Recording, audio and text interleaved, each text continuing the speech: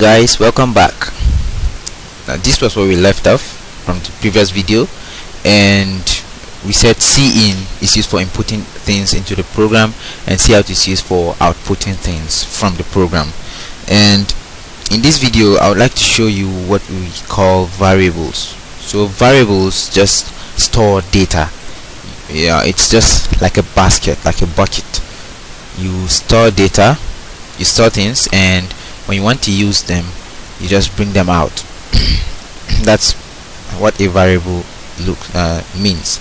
So that's in the previous video I said a doesn't mean anything at this point, but we can make it mean something when we create it as a variable. And let me show you an example. Let's try running this, and a was not recognized. So sorry, I should get an error, all things being equal, but there's no error. So okay, let me save, and I just want you to see. Okay, no error. Wow. Alright, okay, there's no error, but we can't see anything that has to do with a. So let me try taking this out and save, run.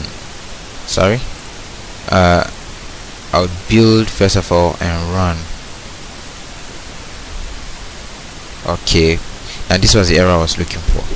Now we have error in this function. That's one thing with such programming languages.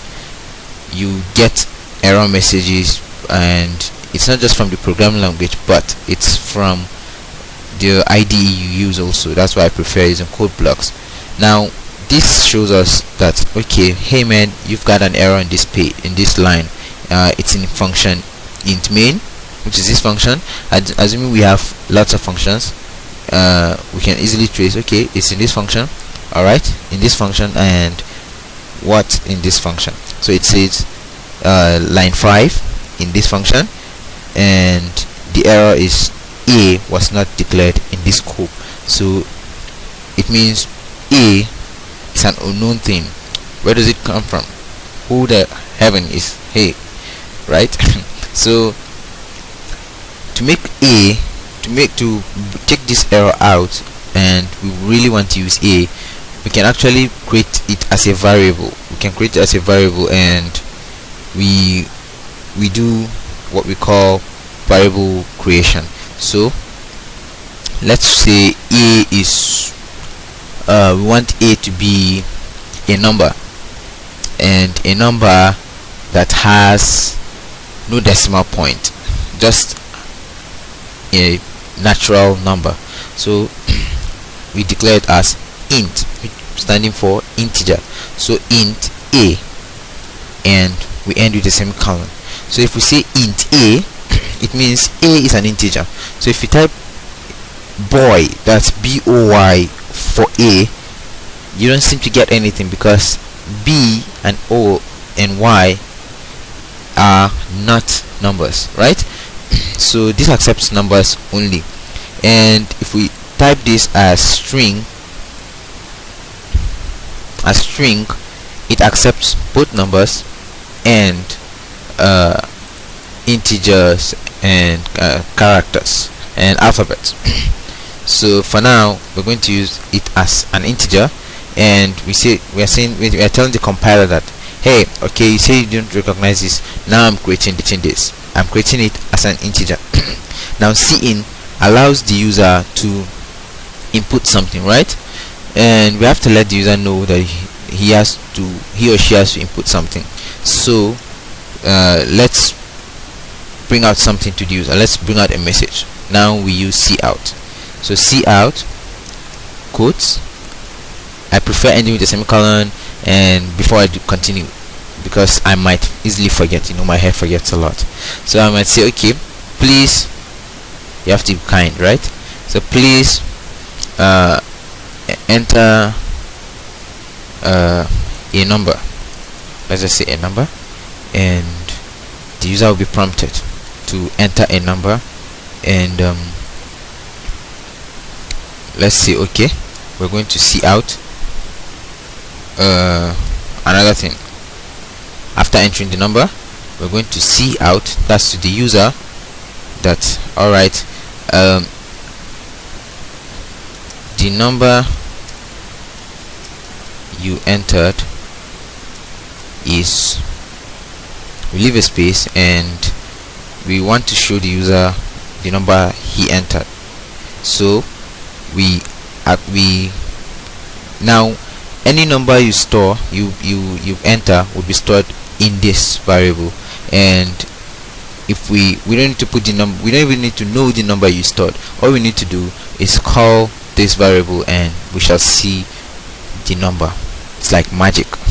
So I would say the number you entered is, now I am actually doing function overloading here and it's cool. So I'll put a and I'll do it this way, or I can end it with semicolon. And let me build and run, or the shortcut is F9 for next time. So you see, please enter a number, and this is blinking, so it means we can enter a number.